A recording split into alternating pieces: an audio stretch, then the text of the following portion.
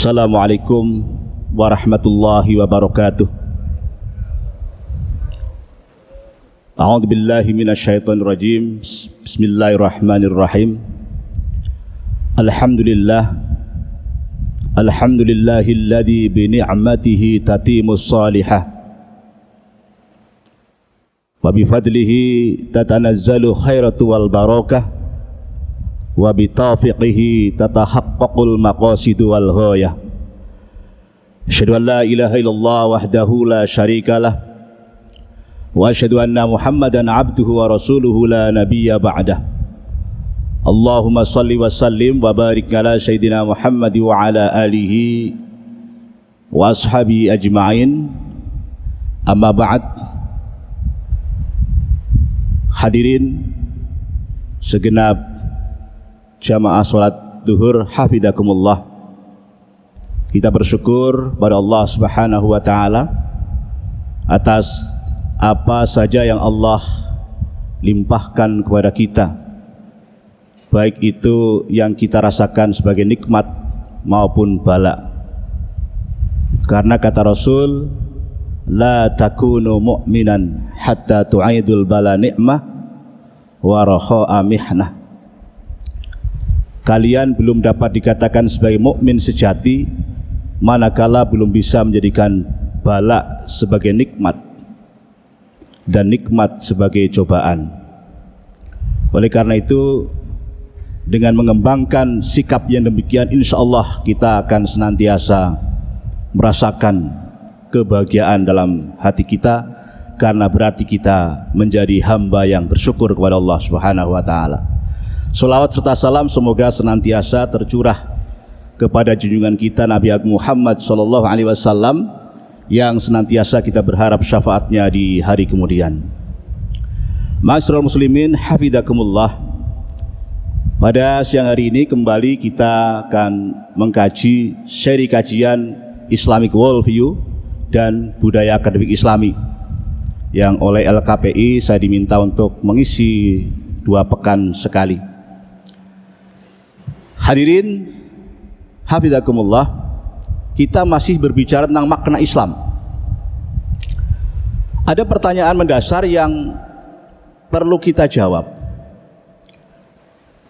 Islam itu sebagai sebuah nama agama atau hanya sekedar kata dalam bahasa Arab yang bermakna tunduk, patuh, berserah diri kepada Tuhan? Persoalan ini penting mengingat banyak sebagian kalangan di luar sana yang menganggap bahwa Islam itu sebetulnya tidak pernah dimaksudkan sebagai nama agama. Islam itu hanya sebagai sebuah kata dalam bahasa Arab dari kata aslama begitu, yang bermakna tunduk, patuh, berserah diri kepada Tuhan. Pemahaman yang demikian ini sangat berbahaya. Karena apa?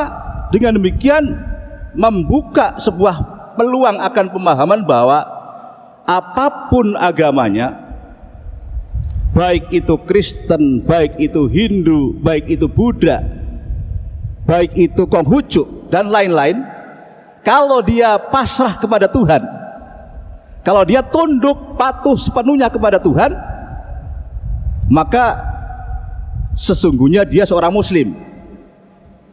Bahaya sekali. Dengan demikian nanti ada muslim dari kalangan Hindu, muslim dari kalangan Buddha, muslim dari Kristen dan seterusnya. Oleh karena itu, ma'asyiral muslimin hafizakumullah, Islam sejatinya adalah sebuah nama. Dia adalah proper name, nama yang diberikan oleh Allah Subhanahu wa taala. Catatan, karena tidak setiap agama namanya dari Allah. Jadi Islam itu namanya dari Allah.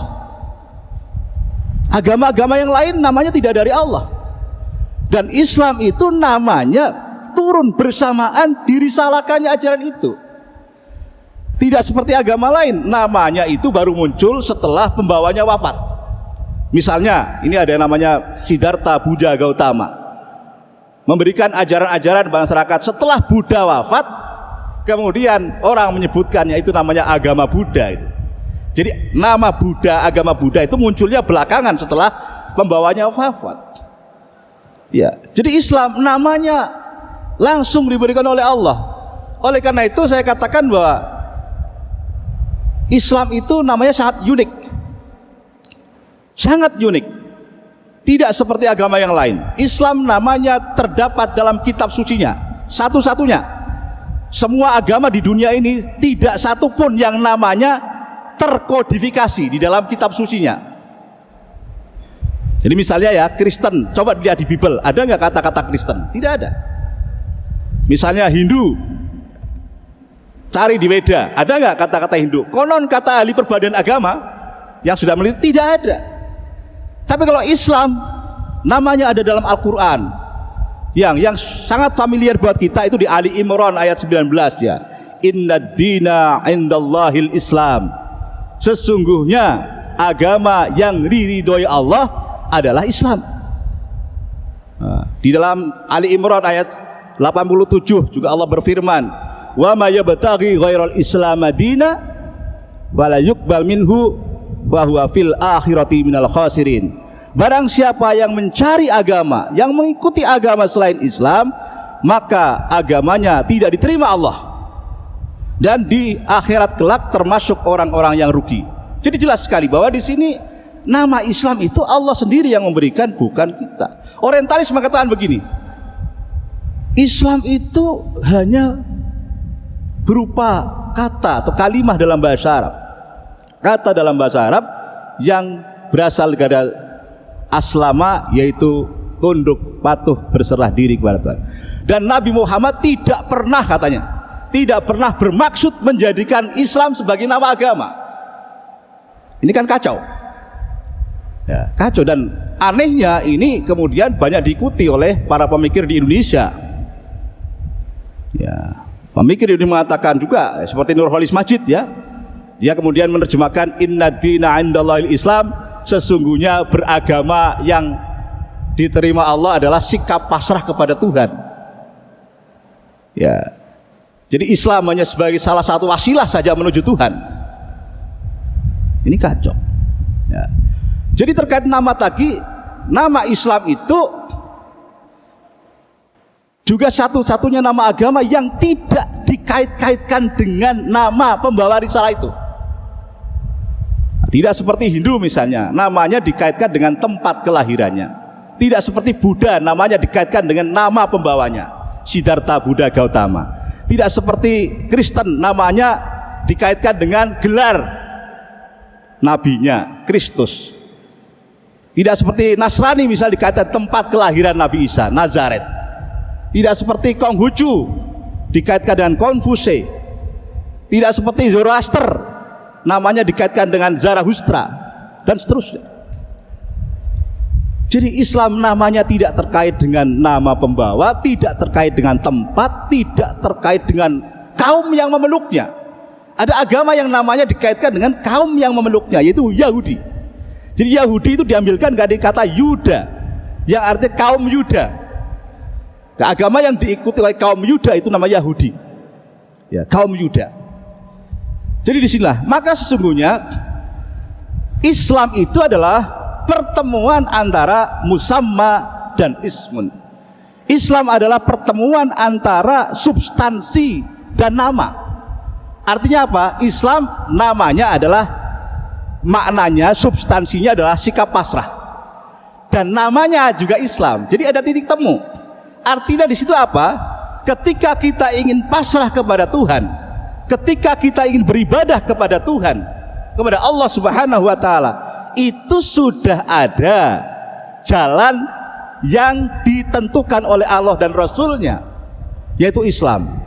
Jadi Islam itu bukan sekedar ya kata dalam bahasa Arab yang bermakna submission atau patuh, tunduk sepenuhnya Tuhan, tetapi dia adalah titik temu antara musamma dan ismun, antara substansi dengan nama.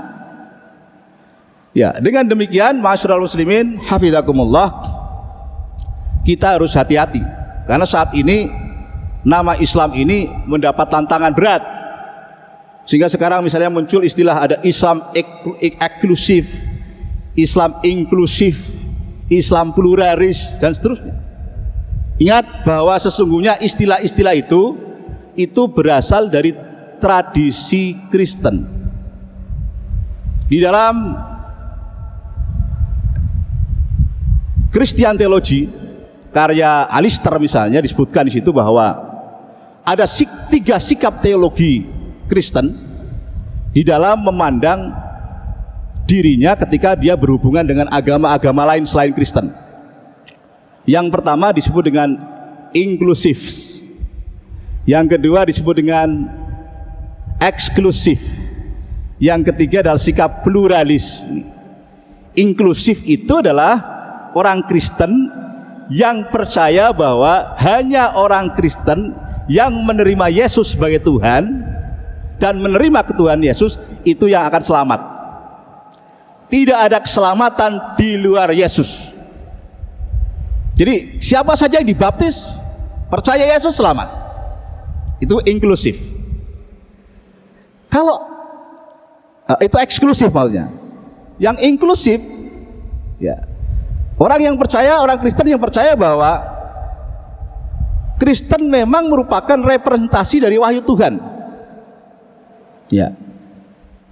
Tapi bukan berarti bahwa di luar Kristen itu tidak ada keselamatan. Ini orang yang inklusif. Tadi mohon maaf, yang pertama yang eksklusif ya. Kalau inklusif ini orang Kristen yang percaya bahwa orang Kristen itu selamat, tapi bukan berarti di luar Kristen tidak selamat. Ya. Kemudian yang ketiga, sikap teologi Kristen itu adalah bahwa semua agama itu merupakan jalan yang sama-sama valid dan sah untuk menuju Tuhan yang sama. Jadi tidak ada agama yang lebih superior antara satu dan yang lain. Semua agama sama. Nah ini ya, kalau maknanya demikian, sekarang akan menjadi rancu ketika kemudian istilah inklusif, istilah eksklusif, istilah pluralis dikaitkan dengan Islam. Ya, coba bari yang kita mengatakan bahwa kita ini Islamnya Islam inklusif, berarti kita harus percaya bahwa Islam itu ajaran yang selamat, tapi tidak berarti di luar Islam tidak selamat. Ya, padahal ayatnya jelas, teksnya jelas tadi. Wa may yabtaghi ghairal Islam madina wala yuqbal minhu fa huwa fil akhirati minal khasirin, jelas. Jadi kalau pluralis mengatakan begitu, semua agama merupakan jalan yang sama-sama valid untuk menuju Tuhan yang sama. Kemarin saya baru saja wawancara dengan beberapa profesor di UIN. Ada beberapa yang ya pahamannya begitu, ya mengatakan ya memang begitu, ya semua agama kan jalan yang sama, cuman kan tidak semua itu harus diobral, katanya begitu. Ada Islam kelas elit yang harus paham hal ini, tapi kelas masyarakat biasa nggak perlu begitu, kan tidak seperti itu menurut saya. Jadi itulah kemudian ma'asyiral muslimin hafizakumullah, kita harus hati-hati sekarang, karena sesungguhnya Islam ya Islam, tidak ada Islam inklusif, tidak ada Islam eksklusif, tidak ada Islam pluralis. Jangan terjebak pada istilah-istilah ini. Ya, karena akan terjebak tadi, runtutannya banyak sekali, implikasinya banyak sekali. Ya, demikian ma'asyiral muslimin rahimakumullah, semoga bisa menambah wawasan terkait bagaimana cara pandang Islam melihat konsep agama ini. Ya, agama pada dasarnya berasal dari Allah. Islam adalah jalan keselamatan, ya, yang jalan ini adalah Allah sendiri yang memilihkan buat kita. Jadi bukan manusia mencari-cari sendiri jalan keselamatan itu, ya, tapi jalan keselamatan sudah ditunjukkan Allah. Inilah jalan keselamatan, ikutilah dia. Itulah Islam. Demikian, kurang lebihnya mohon maaf. Wallahu a'lam bishawab. Assalamualaikum warahmatullahi wabarakatuh.